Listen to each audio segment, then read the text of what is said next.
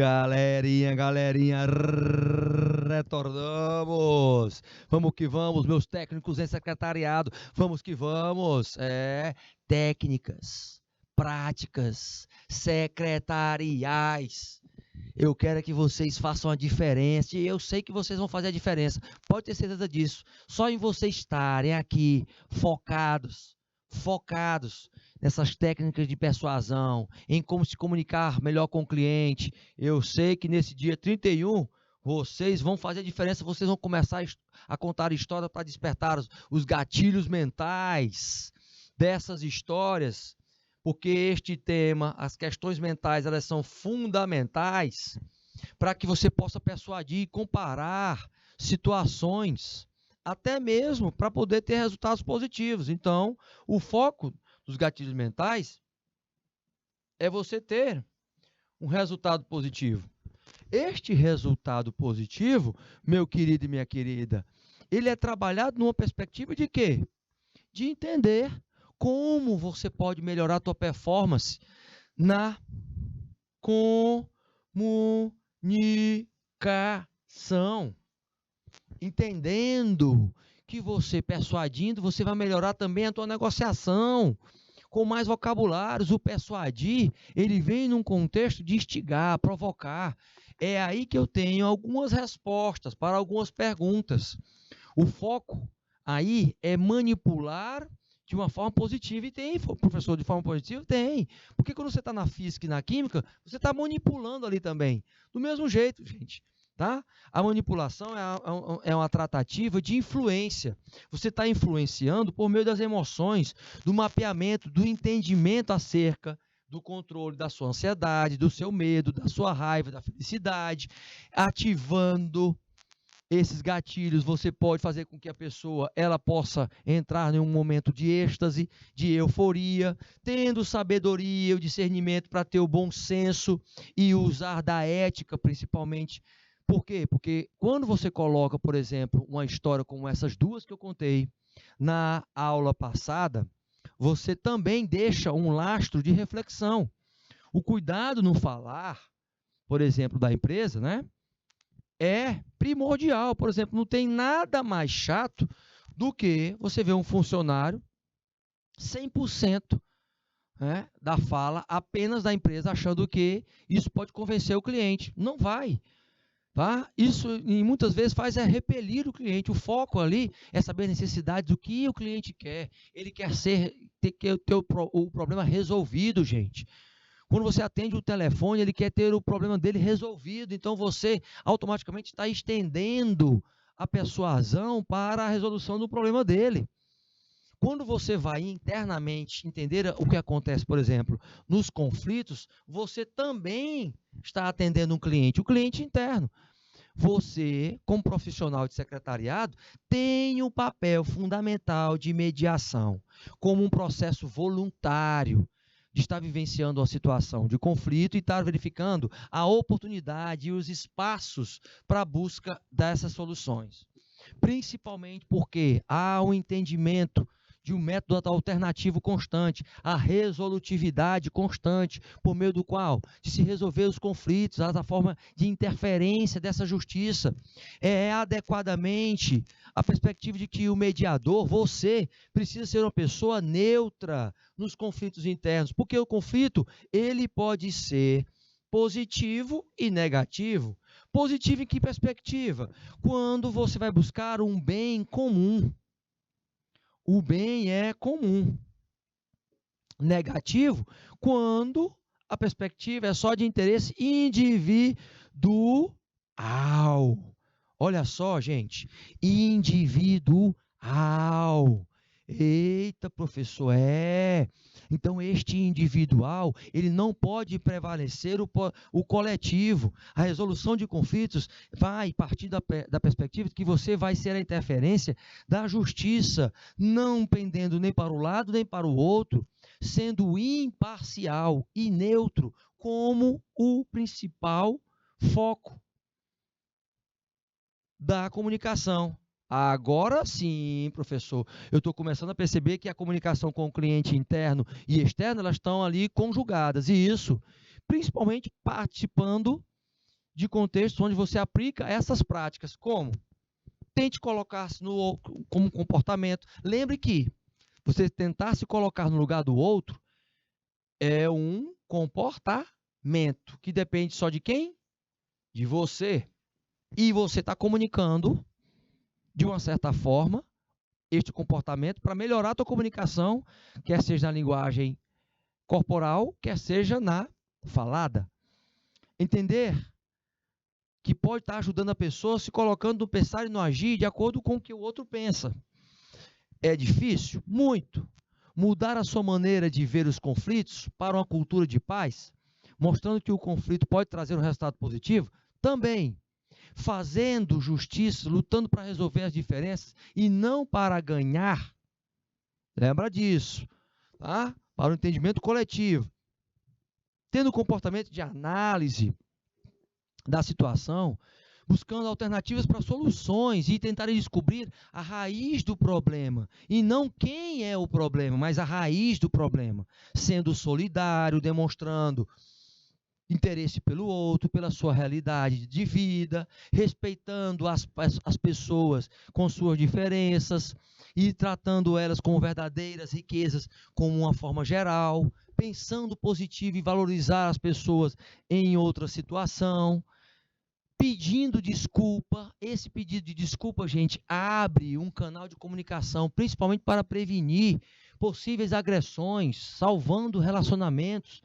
A prática da paciência, do evitar do julgamento, as ações precipitadas fazem parte desse contexto. A mediação é o contexto central, mas antes disso tudo, o comportamento de escutar, de ouvir, para buscar solucionar o problema, vai fazer com que você tenha e estabeleça a instrumentalização da cultura da paz, da convivência entre as pessoas, respeitando-as. Então, é uma comunicação extremamente positiva.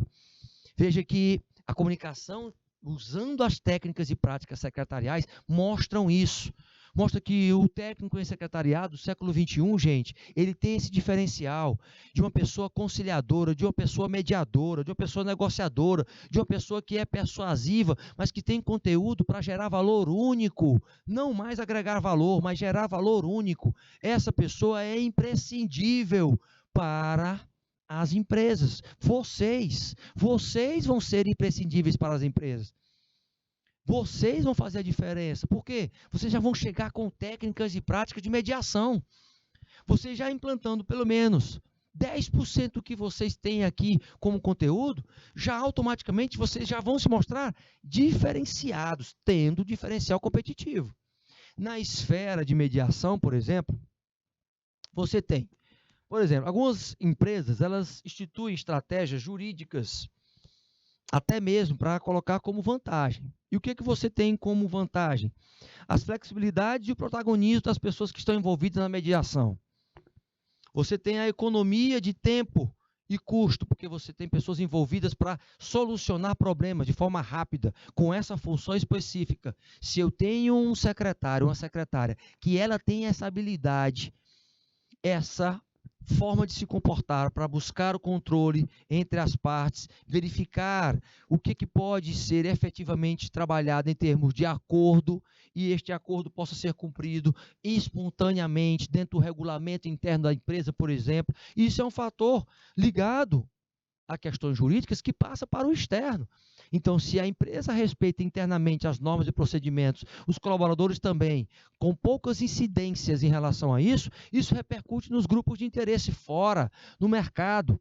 Então, você tendo este contexto, você já amplia a tua capacidade de se relacionar melhor e mapear as relações conflituosas, entendendo as causas originais dos efeitos.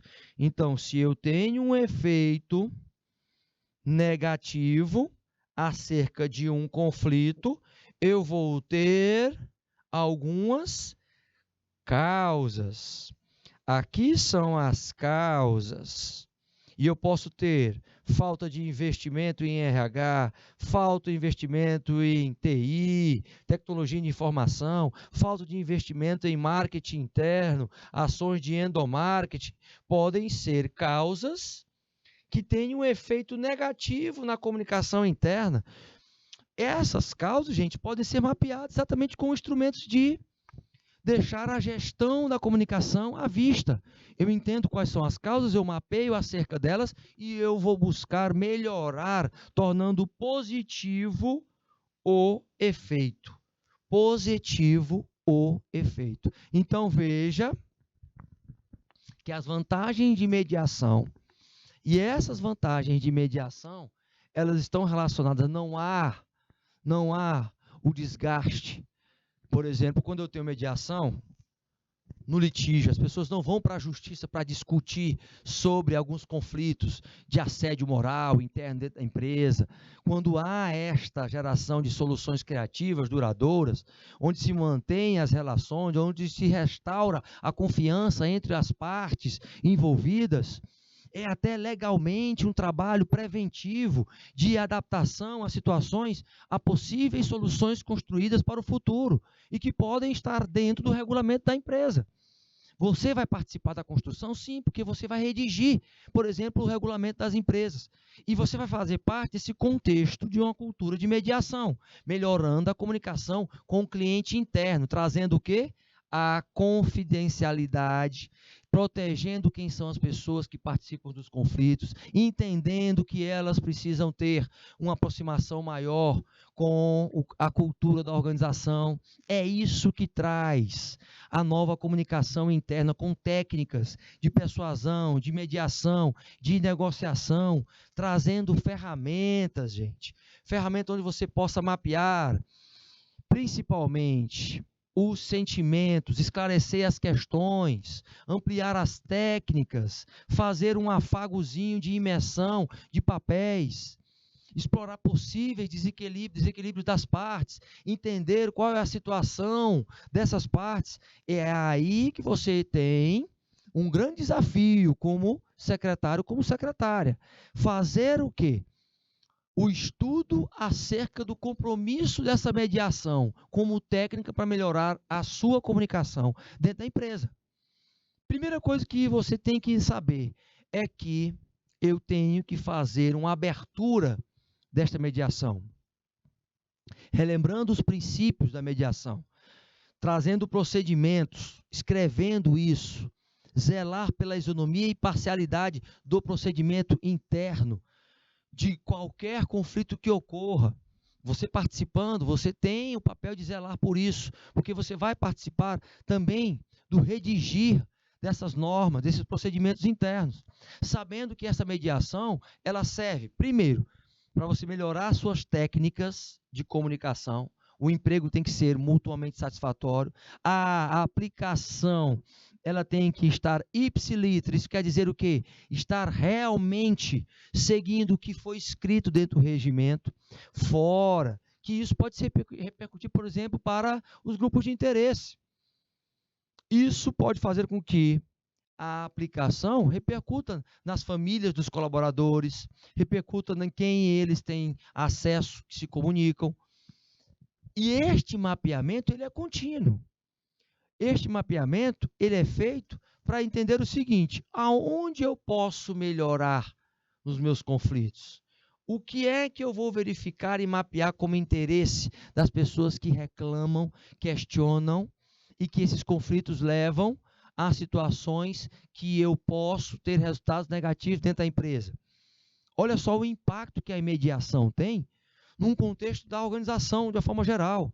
Ela tem, por obrigação, a prerrogativa de estar se aplicando técnicas de espelhamento, que é o rapport, resumindo as situações, escutando mais as pessoas, sabendo se colocar no lugar do outro através da empatia, acolhendo as pessoas, verificando qual é a verdadeira realidade de cada uma, tendo uma visão positiva do que as pessoas têm como reação, e isso faz parte de um comportamento mediador.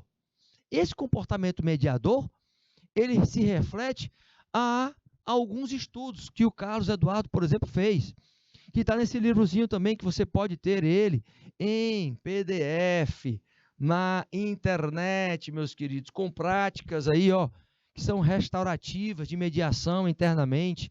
Ele relata muitos fatos e coloca muitas situações, aplicações, modelos, processos.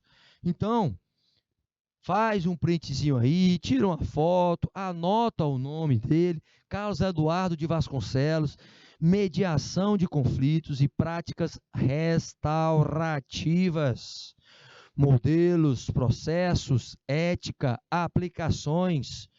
É um livro para você ficar para o resto da vida, ler várias vezes. Por quê? Porque você vai utilizar de técnicas e práticas de mediação continuamente. Continuamente, meu querido e minha querida. Todavia, entenda que para por aí o nosso mapeamento? Não, não para por aí. A identificação das soluções criativas fazem parte do processo de mediação. A busca por entender e atender interesses que sejam para a coletividade, principalmente o filtro das opções, as alternativas, de forma subjetiva e objetiva, vai depender da viabilidade do que pode ser aplicado ou não. Mas o verdadeiro foco é a solução para os problemas. O que você pode e deve entender é que você vai ser o protagonista dessa decisão. Uma vez você aplicando essas técnicas, você vai ser pessoa imprescindível para estar lá dentro. Você vai lidar com todo tipo de comunicação. O técnico e secretariado do século XXI é esse que faz a diferença. Por exemplo, na área pública, você tem vários órgãos com vários níveis e você tem uma interconexão aqui, ó, entre esses níveis.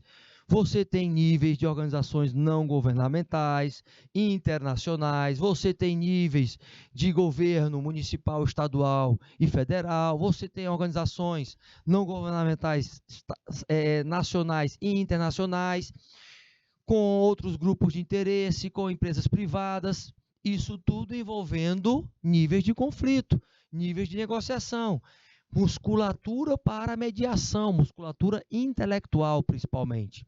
Esses níveis de resolução, eles são reeditados, remodelados na sua forma de negociação. Principalmente em que modelo? No chamado win-win.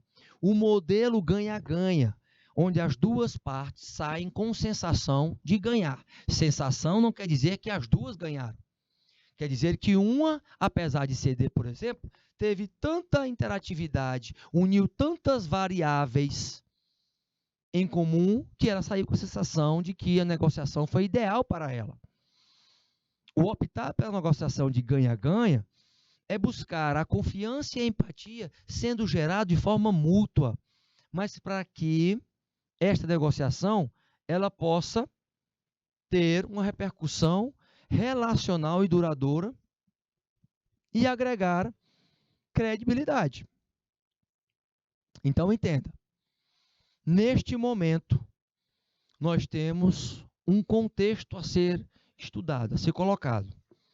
Perceba o seguinte, eu tenho tipos de negociador, e esses tipos de negociador, eles podem se encaixar no seu tipo de negociador, certo? Olha aí, ó. São só esses, professor? Não. Eu tenho esses aqui como referência, mas nós temos muitos mais outros. Eu tenho um catalisador, eu tenho um apoiador, o controlador e o analítico. Olha só o que cada um tem aí, o que cada um tem no seu perfil. O primeiro, perfil criativo, inovador, que gosta de ser reconhecido por suas ideias. Isso quer dizer o quê? O negociador, quando ele está na sua comunicação, ele vai falar palavras que gerem principalmente a curiosidade. Como ele é criativo e inovador, ele sempre vai ter essa perspectiva de trazer o que há de novo, para gerar o novo. Então, tentar fazer alguma coisa diferente para ter um resultado diferente. Logicamente, o apoiador, o nome já está dizendo, ele vai evitar conflitos, vai se relacionar muito bem com as pessoas e vai influenciá-las através do apoio. Porque, de uma certa forma, ele vai trabalhar a reciprocidade, gente. Quando eu estou recíproco a alguma situação, automaticamente eu estou vendo que alguém está me apoiando, então eu vou estar junto com ela. Este é o apoiador. Será que você tem este perfil de apoiador? Ou você tem um perfil de catalisador, né? De fazer ali, o catalisador, ele tem a perspectiva do brainstorming, da tempestade de ideias. Ele trabalha esse contexto onde quanto mais ideias, melhor, para que você possa solucionar aquele problema. E aí você tem mais alternativas como negociação. O controlador, o nome também já é bem focado e simples. A ideia dele é de controlar a negociação. Ele é prático, objetivo, ele tenta se impor pelo quê? Pela capacidade técnica dele ou pela capacidade comportamental. O controlador, o nome controlador traz a projeção de que ele quer simplesmente o quê? Um resultado positivo. E esse resultado positivo tem que ser favorável a ele. Então, o controlador, ele tem uma pitadazinha de gestor. Ele tem um comportamento de gestão dos indicadores, porque ele sabe que os fatores ali podem ajudar ele em uma perspectiva melhor. O analítico, em específico, ele mostra a questão de um detalhe que muitas vezes passa despercebido. O detalhista, meu querido e minha querida, ele vai buscar verificar se os dados são verdadeiros ou se são falsos. Ele vai pegar esses dados, vai transformar numa informação muito poderosa, que vai orientar ele para determinados procedimentos que deixam a negociação extremamente racional. Então, o analítico, ele é muito racional nas suas negociações. Se você tem esse perfil, trabalhe a perspectiva quantitativa, porque o analítico, ele trabalha esse conceito quantitativo. Alguns trabalham também na perspectiva qualitativa? Sim, alguns têm, mas o analítico geralmente ele vai buscar números, e esses números ele tem um domínio deles. Uma vez eu tendo os dados que são formatados em informações e depois com metodologia passam a ser conhecimento, ele vai ter o domínio desse conhecimento e, consequentemente, na maioria das vezes, ele vai vencer a negociação. Por quê? Porque ele tem muito argumento, ele vai persuadir muito e vai saber como negociar, porque ele tem um domínio daqueles números. Então, é muito difícil, por exemplo, você ganhar uma negociação de um analítico, porque o analítico ele vem preparado para esta situação. Ele estudou muito, ele só vai falar o que ele tem domínio, do que ele não tem domínio, ele não vai falar. E aí, meus queridos aí de Simões, de Brasileira, meus queridos que estão aí no YouTube, e aí, Jaiane, Luzia, Maria Sônia Rodrigues, Wanderson, como é que seria o teu perfil? Seria um perfil de catalisador? Seria um perfil de apoiador? De controlador? De analítico? Como é que seria este perfil? Hein? Resta saber. Resta saber desse entendimento, a tua negociação criativa, como é que ela pode ser ampliada?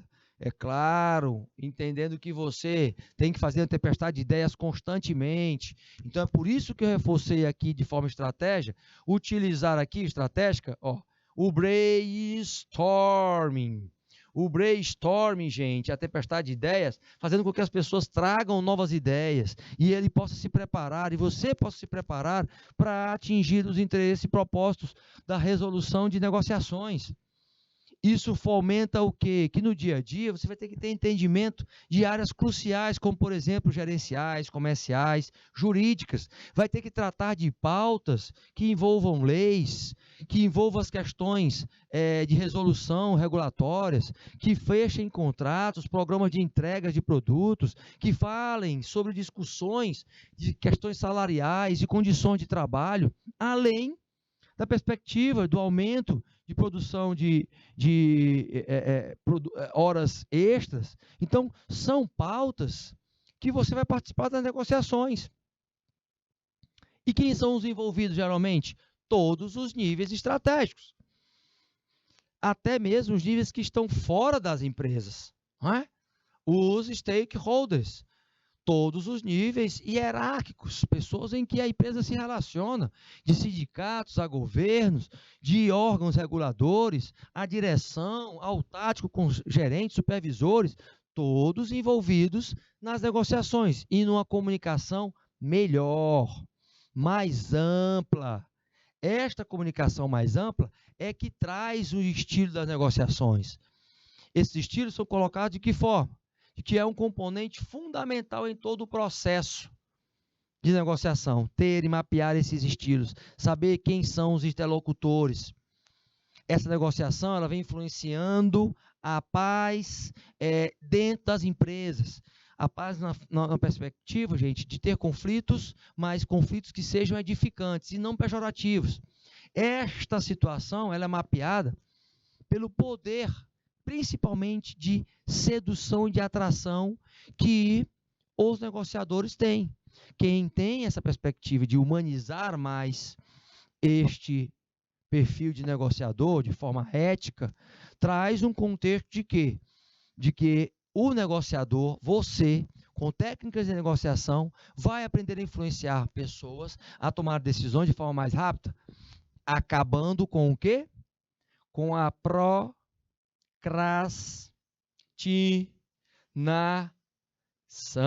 meus queridos. Olha só o que a comunicação pode acabar com um outro comportamento. Quanto mais eu reconheço, por exemplo, as minhas fraquezas, mapeio meus pontos de melhoria, mais eu deixo direcionado a forma como a minha comunicação pode melhorar. Melhorando a comunicação, melhora a procrastinação. É aí que eu entro num outro contexto de mapeamento desse negociador. Eu vou ter pessoas que vão negociar de forma informal ou formal, até mesmo dominante ou condescendente. São perfis diferentes. Quando eu entro num perfil, por exemplo, condescendente, este condescendente geralmente vai ter um comportamento paciente, reservado, que espera as pessoas solicitarem para ele, ou seja, ele é reativo, ele é complacente e ele é ponderado. Na maioria das vezes, ele é introspectivo também.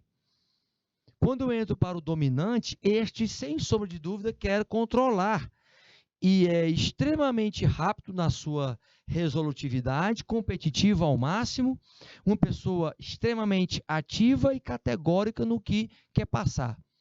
Fala de forma assertiva, não de forma agressiva. Num contexto mais informal, este informal, geralmente ele está em grupos onde ele é espontâneo, onde ele expressa o seu sonho, é extremamente passional porque é emocional, isso mostra também a impulsividade e a forma calorosa que ele lidar com as pessoas, sendo o contrário do formal, porque o formal ele vai ser muito mais razão. Aqui é emoção e aqui é razão. Aqui é emoção e aqui é razão. Ou seja, eu tenho a disparidade de cada um. No formal, o controle do que é real, o frio e até tido como calculista, um mais distante em termos de contato com as pessoas, mas sempre buscando ser a pessoa que controla, que tem métodos para aplicar isto constantemente. Repercute tudo em quê? Nas táticas. Será que as táticas que eu tenho se encaixam numa perspectiva de ações que passem esta relação de ganha-ganha, por exemplo? Para isso eu tenho que saber, será que eu faço boas alianças? Será que eu entendo que a autoridade ela é limitada? Estando certo com aquela autorização do superior e respeitando a hierarquia? O agir de forma apaixonada traz aí o conhecimento e a aceitação, a atitude de uma forma considerável, a credibilidade e a perspectiva de negociação. Ele divide aí, ele vem com um contexto de conquistar uma boa prática. Esta boa prática, ela vem em que tipo de ação especificamente? Tudo isso tem que ser mapeado, meus queridos. Tudo isso está dentro das táticas de negociação.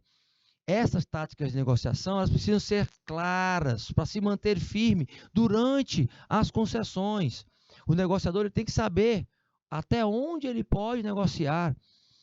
A paciência, ela é contrária à impaciência, o sentido de estar ali controlando as emoções, e o equilíbrio emocional, ele vem da base de uma inteligência intrapessoal. Ter mais conhecimento, autoconhecimento, vai me trazer um domínio maior da minha comunicação. Eita, minha gente, Então entra de novo na questão do autocontrole, entra o autocontrole juntamente com essa perspectiva. Esse autocontrole faz com que a gente entenda o seguinte: alguns perfis podem ser levantados e discutidos. Nós temos aqui 4 deles. Olha só aqui esses 4 tipos aí. O primeiro, o assertivo, que nós já falamos e reforçamos com vocês.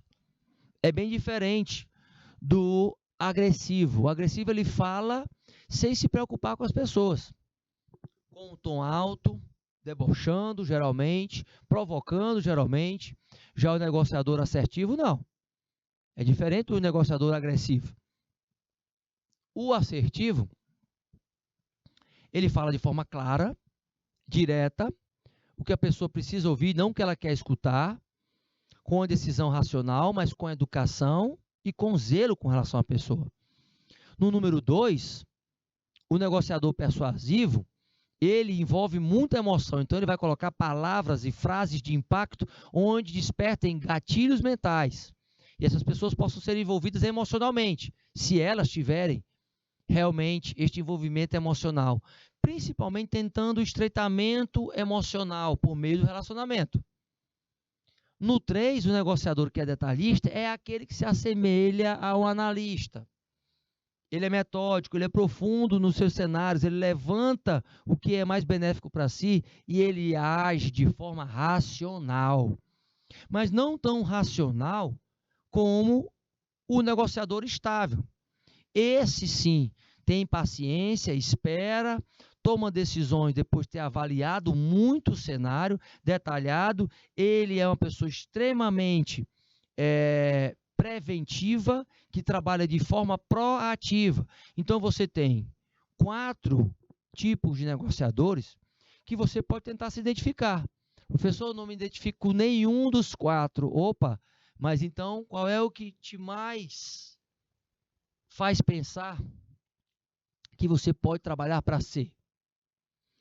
Eu posso tentar ser os 4. Eu posso treinar, tentar ser os 4 para determinadas situações diferentes.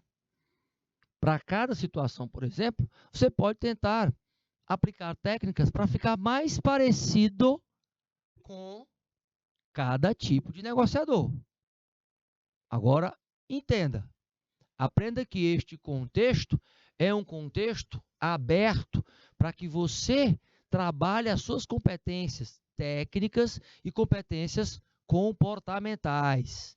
Sabendo dessas competências comportamentais, aí ninguém te segura. Meus queridos técnicos em secretariado, ninguém te segura. Você treinando isso em casa, anotando essas dicas, sabendo como você pode preencher estes gaps, que são as lacunas de competências que vocês ainda estão preenchendo, pode ter certeza. O impacto vai ser nas atitudes. Mas que atitudes você tem que evitar? Algumas são relacionadas pelo nascimento. O nascimento, ele relaciona aí. Algumas atitudes e táticas devem ser evitadas pelo negociador, que tornem essa negociação inexistente, frutífero, que tragam essa perspectiva, a tentativa de confundir, e ideias, principalmente, que tragam sendo fora da realidade. O risco é grande, você utilizar recursos que você está prometendo e que você não vai conseguir cumprir. As táticas inadequadas, elas estão também relacionadas à falta de ética. Você falar mal de uma pessoa para outra, para poder se dar bem em uma tática de negociação, você vai estar mostrando que você não tem ética. Então, isso não vai trazer vantagem para você. Todavia, entenda o seguinte, que nas fases de um processo de negociação, eu tenho que entender que é como se fosse um iceberg. Ó, tá aqui o iceberg aqui embaixo d'água, certo? E tá aqui ele em cima d'água. Tá bem aqui, bonitinho. Eu contornando ele aqui, ó. Estão vendo? Pois é. Aqui, se fosse colocar uma perspectiva mental, neste nível embaixo, nós teríamos o inconsciente. E o em cima, o consciente. Numa perspectiva prática, eu tenho um trabalho que é feito nos bastidores, ou seja, um trabalho que começa com a preparação de um mecanismo de plano. Então, eu entro com um plano, eu vou para a investigação, que eu vou tentar executar este plano. A sinalização é para que eu possa verificar se o plano está sendo correto na análise do que eu vou aplicar na negociação, e eu vou para o verdadeiro teste, avaliando se deu certo ou não. Então, eu passo essa perspectiva, eu faço isso antes mesmo de começar a negociação, porque nas trocas é que eu tenho a negociação. Então, a negociação começa aqui, o negociar. E este negociar, meu querido e minha querida, vem com a aplicação de estudo antes. Eu não começo a negociar sem ter estudado antes. O acordo, ele faz parte do quê? Do método que eu vou utilizar para que eu possa fazer o acerto final, que é o fechar a negociação do acordo. Esse processo, ele está instituído para que você entenda que uma negociação passa por 7 fases, pelo menos 7 fases. Não é só chegar e você expor os benefícios e tentar contornar as objeções numa situação de comunicação, não. É você passar por esses 7 pontos aí. Tá? O que é que fica para que as pessoas vejam? Fica estas 3 fasezinhas aqui, não é? Só que antes de realizar estas 3 fasezinhas, que é a ponta do iceberg, você, se preparou muito antes com estudo para poder sacramentar esta negociação. Eita, Tite, E aí eu te pergunto, meu querido e minha querida, quais são os elementos para, por exemplo, um atendente trazer como atividade de persuasão? Sabendo que a gente já viu isso durante as nossas 2 aulas. Qual seria? Reflita aí um pouquinho. Olha só, o que nós temos como dúvida em relação a isso? O que eu posso colocar para vocês é que nesta pegada de persuasão, nós temos hoje conteúdos que são trabalhados para quanto mais você ter esse conteúdo, mais você poder persuadir. Catálogos, arquivos, listas, manuais para os profissionais que estão no chamado front de batalha, os recepcionistas, assessoristas, os telefonistas, quem está no guichê, quem está na mesa, no balcão, gerenciando. Esses diretores, eles são, sim, diretores, mas eles têm que estar ali com as suas técnicas e práticas de persuasão. Então, lembre-se, para isso eu tenho todo um histórico de conteúdo para ser analisado e ser colocado em pauta. Por outro lado, eu tenho os procedimentos e normas e regulamentos que precisam ser comunicados de forma melhor. Quem geralmente fica com esta incumbência?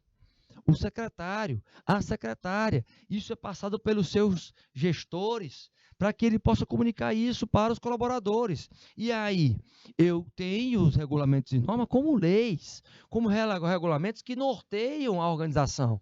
E internamente eu tenho procedimentos onde eu tenho os manuais. E esses produtos e serviços, eles trazem ordens e rotina de práticas extremamente importantes que estão atreladas aos produtos e serviços. Neste contexto, você vai gerar um valor único, conhecendo todo este conteúdo, não mais um valor agregado. Vai gerar um valor único. E o nosso último questionamento é saber o seguinte: quem são os clientes internos e externos? Eu já sei quem são os clientes internos e externos. Os externos são as pessoas que vão comprar os nossos produtos e serviços, pessoas jurídicas, pessoas físicas. No interno e externo, são aqueles que vão estar prestando serviço juntamente comigo, secretário e secretária. Então, se eu não entendo, por exemplo, de endomarketing, como é que eu vou me comunicar melhor? Ações de motivação interna, de marketing interno, principalmente para os colegas que estão trabalhando juntamente comigo. Essa metodologia pode melhorar até a comunicação entre os colegas especificamente. Aí eu vou pedir para o meu querido diretor compartilhar a tela, até colocar, né, na gente aqui. Por quê? Porque todo este conteúdo, meus queridos, que nós discutimos com vocês, serve para você colocar em prática ali, ó, no dia a dia. Não deixe de colocar em prática não, gente, tá? Já vai para cima, executa o conhecimento. Não deixa só para quando for terminar o curso não, tá certo? Show de bola, meus queridos, hein? Segundou com muita energia, com muita dedicação. Vamos para cima, vamos para cima. Hoje é o último dia do mês, mas amanhã começa um novo mês e uma nova trajetória também, tá certo? Show de bola? É isso aí, porque o tio Loyola foi.